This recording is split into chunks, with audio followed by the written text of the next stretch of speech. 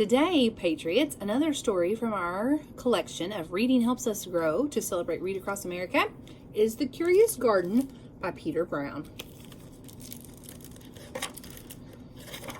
There once was a city without gardens or trees or greenery of any kind.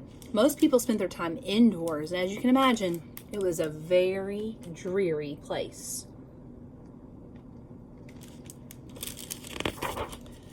However, there was one boy who loved being outside. Even on drizzly days, while everyone else stayed inside, you could always find Liam happily splashing through the neighborhood. It was on one such morning that Liam made several surprising discoveries. He was wandering around the old railway, as he did from time to time, when he stumbled upon a dark stairwell leading up to the tracks. The railway had stopped working years ago, and since Liam had always wanted to explore the tracks, there was only one thing for this curious boy to do.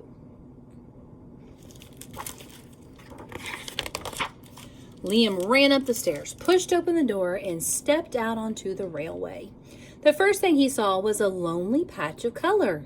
Wildflowers and plants were the last things he had expected to find up there. But when he took a closer look, it became clear that the plants were dying. They needed a gardener. Liam may not have been a gardener, but he knew that he could help. So he returned to the railway the very next day and got to work. The flowers nearly drowned, and he had a few pruning problems, but the plants patiently waited while Liam found better ways of gardening. As the weeks rolled by, Liam began to feel like a real gardener, and the plants began to feel like a real garden. Most gardens stay in one place, but this was no ordinary garden. With miles of open railways ahead of it, the garden was growing restless. It wanted to explore. The tough little weeds and mosses were the first to move. They popped up further and further down the tracks and were closely followed by more of the delicate plants. Over the next few months, Liam and the Curious Garden explored every corner of the railway.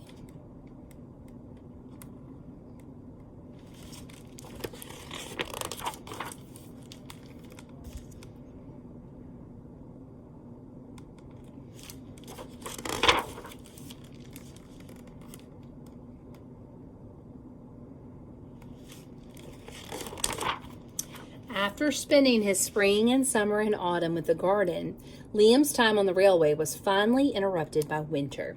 Heavy blankets of snow fell on the city that season, and for the first time since he had become a gardener, Liam could not visit his plants.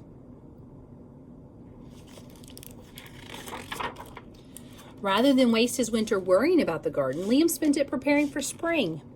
After 3 cold months, the snow finally began to melt, and Liam rolled his new gardening gear to the railway.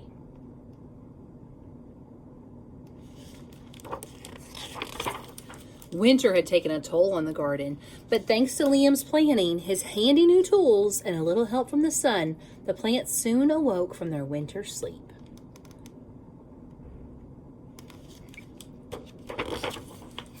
The garden had always wanted to explore the rest of the city, and this spring it was finally ready to make its move. Once again, the tough little weeds and the mosses set out first. They popped up further and further from the railway and were closely followed by the more delicate plants. The garden was especially curious about old, forgotten things.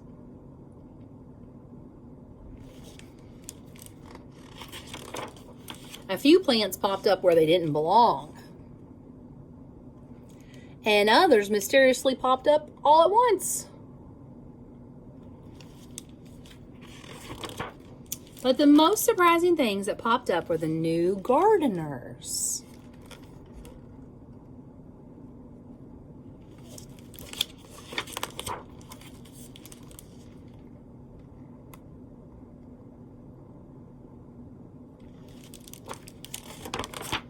Many years later, the entire city had blossomed, but of all the new gardens, Liam's favorite was where it all began.